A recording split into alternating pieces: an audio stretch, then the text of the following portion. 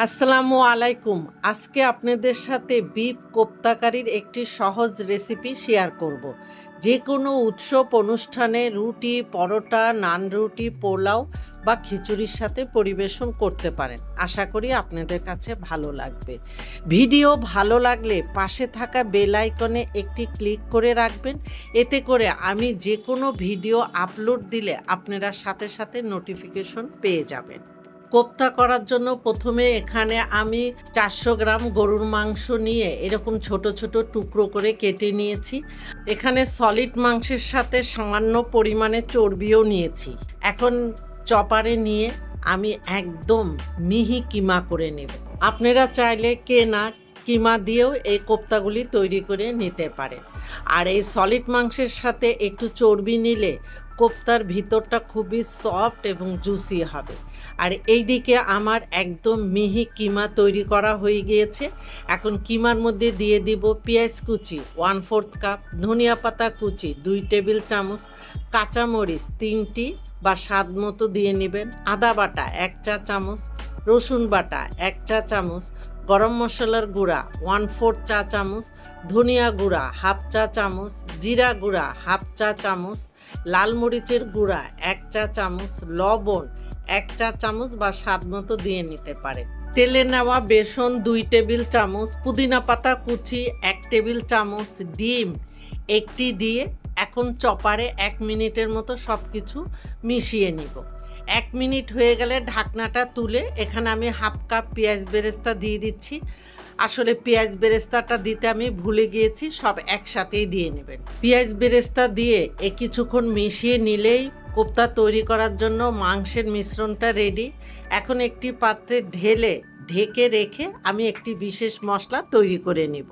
মশলা তৈরি করার জন্য প্রথমে এখানে আমি 1 চা চামচ আস্ত ধনিয়া নিয়েছি, 1 চা চামচ আস্ত জিরা, 1 চা চামচ মৌরি বা মিষ্টি জিরা, 1/2 চা চামচ কালো গোলমরিচ, আর এখানে আমি শুকনা মরিচ নিয়েছি 3টি, ছোট কিন্তু বড় হলে 2টি নিলেই হবে। জয়ত্রীর পাপড়ি নিয়েছি 2টি, আর একটি বড় জয়ফলের 3 ভাগের 1 ভাগ নিয়েছি, স্টার এনিস 1টি এবং বড় বা কালো এলাচ নিয়েছি 1টি। এখন এই মশলাগুলিকে একটু তেলে আমি গুঁড়া করে নেব। মশলা গুঁড়া করা হয়ে গিয়েছে, আর এই মশলাটা আপনি পাটায় বা ব্লেন্ডারে আপনার সুবিধা মতো গুঁড়া করে নিতে পারেন। এবার মাংসের মিশ্রণের মধ্যে তৈরি করে রাখা মশলার থেকে অর্ধেকটা দিয়ে মাংসের মিশ্রণের সাথে হাত দিয়ে খুব ভালো মতো মিশিয়ে নিতে হবে। মশলাটা ভালো মতো মেশানো হয়ে গেলে হাতের মধ্যে সামান্য পরিমাণে তেল দিয়ে এখন এই মিশ্রণ থেকে পরিমাণ মতো মাংসের মিশ্রণ নিয়ে আমি গোল গোল করে বল বানিয়ে নিব। আচ্ছা, বলগুলি ছোট বড় আপনার পছন্দ মতো সাইজ করে বানিয়ে নিতে পারেন। আমার একটা বল তৈরি করা হয়ে গিয়েছে, এইভাবে আমি সবগুলি বল তৈরি করে নেব। আর আপনারা চাইলে এই পর্যায়ে বলগুলি কিন্তু একটি এয়ারটাইট বক্সে ভরে সংরক্ষণ করতে পারবেন। এবার চুলায় একটি প্যান বসিয়ে আমি 1 টেবিল চামচ রান্নার তেল ও 1/2 কাপ পানি দিয়ে তেল পানি ভালো মতো মিশিয়ে যখন বলক আসবে তখন এই পানির মধ্যে আমি একে একে করে আগের থেকে তৈরি করে রাখা সব বলগুলি দিয়ে প্যানের হাতল ধরে এইভাবে একটু দুলিয়ে দিয়ে ঢাকনা দিয়ে চুলার হিট মিডিয়াম লোর মাঝামাঝি রেখে 3 থেকে 4 মিনিটের মতো অপেক্ষা করব। 4 মিনিট পরে ঢাকনাটা তুলে চুলার হিট আর একটু বাড়িয়ে দিয়ে এখন এই বলগুলিকে নেড়ে চেড়ে এরকম হালকা লাল করে ভেজে নিতে হবে। আর দেখেন পানিটা কিন্তু শুকিয়ে গিয়ে হালকা তেল আছে। এখন বলগুলিকে একে একে করে আমি একটি পাত্রে তুলে নেব। বলগুলি সব তোলা হয়ে গেলে ওই একই প্যানের মধ্যে আমি 1/4 কাপ রান্নার তেল দিয়ে হালকা গরম করে নেব।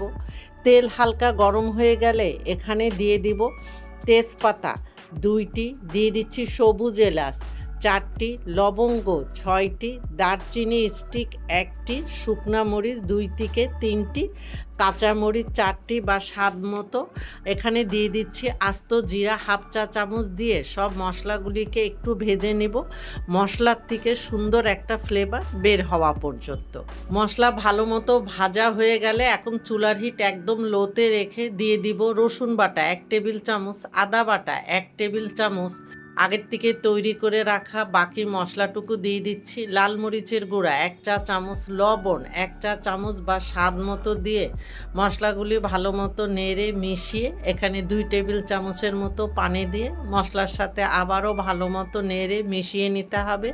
মেশানো হয়ে গেলে এখানে 2 টেবিল চামচ টমেটো সস দিয়ে মশলার সাথে মিশিয়ে নিতে হবে। এখানে সসের পরিবর্তে আপনারা চাইলে মিডিয়াম সাইজের একটি টমেটো ছোট ছোট করে কেটে এখানে দিতে পারেন। দিয়ে দিচ্ছি 3 টেবিল চামচ টক দই, আর এই টক দইটা আমি আগের থেকে খুব ভালো মতো ফেটিয়ে রেখেছিলাম।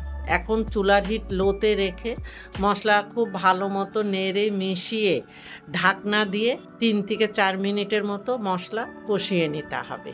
4 মিনিট পরে ঢাকনাটা তুলে হালকা হাতে নেড়ে মিশিয়ে দিচ্ছি, আর দেখেন মশলা এবং তেল সেপারেট হয়ে গিয়েছে। এখন এই মশলার মধ্যে একে একে করে কোপ্তাগুলি সব দিয়ে মশলার সাথে কোপ্তাগুলি নেড়ে মিশিয়ে নিতে হবে। ভালো মতো মেশানো হয়ে গেলে এখন চুলার হিট মিডিয়াম লোর মাঝামাঝি রেখে ঢাকনা দিয়ে 5 মিনিটের মতো অপেক্ষা করব।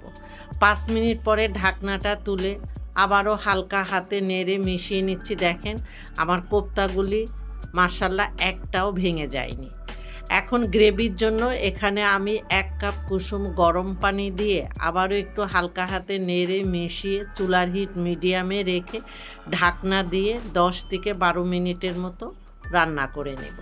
10 মিনিট পরে ঢাকনাটা তুলে নিয়ে দিয়ে দিচ্ছি গরম মশলার গুঁড়া 1/2 চা চামচ, চিনি 1/2 চা চামচ, ধনিয়া পাতা কুচি স্বাদ মতো, পেঁয়াজ বেরেস্তা 1/4 কাপ, কাঁচামরিচ স্বাদ মতো দিয়ে সব কিছু কোপ্তার সাথে ভালো মতো নেড়ে মিশিয়ে চুলার হিট একদম লোতে রেখে ঢাকনা দিয়ে 2 থেকে 3 মিনিটের মতো অপেক্ষা করব।